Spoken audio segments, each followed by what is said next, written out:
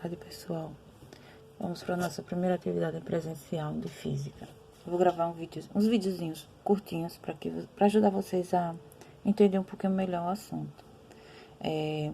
Como atividade, vocês vão ler esse resuminho que eu passei para vocês, está lá postado na plataforma, fazer as anotações no caderno, e é muito importante que vocês refaçam os exercícios resolvidos e respondam os demais no caderno, certo? Vejam só, a gente vai falar sobre calor sensível e calor latente.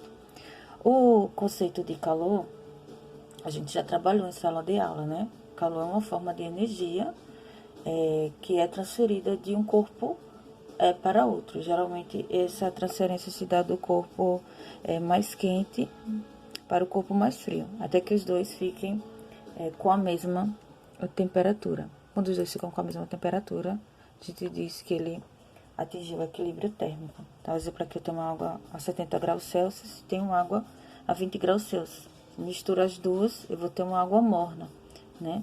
Que como estão colocando aí, a 30 graus Celsius. Então, aí seria o equilíbrio térmico. Quando um corpo ele recebe calor, sua temperatura é aumentada. Quando ele perde, a sua temperatura é diminuída. Então, toda vez que o corpo recebe ou perde calor, ele vai ter sua temperatura aumentada ou diminuída. Esse tipo de calor em que há uma mudança de temperatura, nós chamamos de calor sensível. Esse calor sensível vai sempre variar a temperatura, certo? Aumentando ou diminuindo. No entanto, existe uma outra possibilidade, que é a mudança de estado físico. Lembra os estados físicos da água? Sólido, líquido e gasoso. Então, às vezes, o corpo ele muda de estado físico. Quando há essa mudança de estado físico, nós dizemos que o calor é o calor latente. No caso do gelo, né? A gente tem o gelo. Tem a água aqui no estado sólido, ele recebe calor e ela passa para o estado líquido. Houve uma mudança de temperatura. Esse calor aqui é o calor latente. Então, resumindo, calor sensível seria o corpo muda de temperatura. Já no calor latente, o corpo ele vai mudar de fase, ok? Vamos lembrar aqui os estados físicos, né? Nós temos aqui os estados físicos da matéria: sólido, líquido e gasoso. O que acontece? No estado sólido, as moléculas, elas estão muito coesas, estão juntas, próximas umas das outras. São uma forte força de coesão. A temperatura aqui é mais baixa. Lembrando que quanto maior a temperatura, maior a agitação das moléculas. Então, as moléculas se agitam e aí elas se soltam, né? Veja aqui o desenho, você pode perceber. Então, aumentou a temperatura, o estado passa do sólido para o estado líquido, ocorrendo a fusão. O inverso do estado líquido para o estado sólido, a gente chama de solidificação. Aqui vai haver um aumento da temperatura, aqui vai haver uma diminuição da temperatura. Já aqui você tem o estado líquido passando para o estado gasoso. É a vaporização, o inverso do gasoso para o líquido, condensação.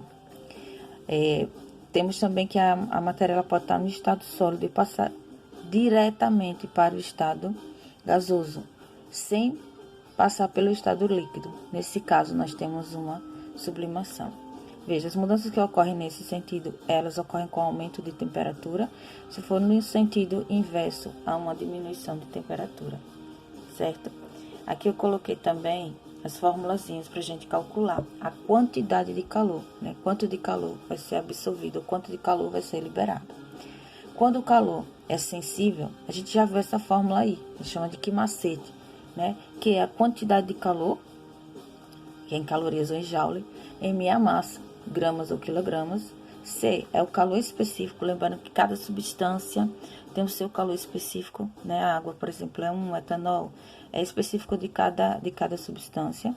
E temos, por fim, aqui o ΔT, que é a variação da temperatura, que é a temperatura final menos a temperatura inicial, certo? E agora aqui eu tenho a outra fórmula, que é a fórmula do calor latente, que mole, Q, quantidade de calor, M, massa, e L é o calor latente. Esse calor latente também é um valor específico para cada substância. O calor latente pode ser o calor latente de fusão, ou de vaporização. É bom ressaltar que, quando a substância passa do sólido para o líquido, ela sofre a fusão, e do líquido para do sólido para o líquido, fusão, do líquido para o sólido, solidificação. O calor latente de fusão e solidificação é o mesmo, tanto na fusão como na solidificação. O que ocorre também quando ela passa do líquido para o gasoso, que é a vaporização,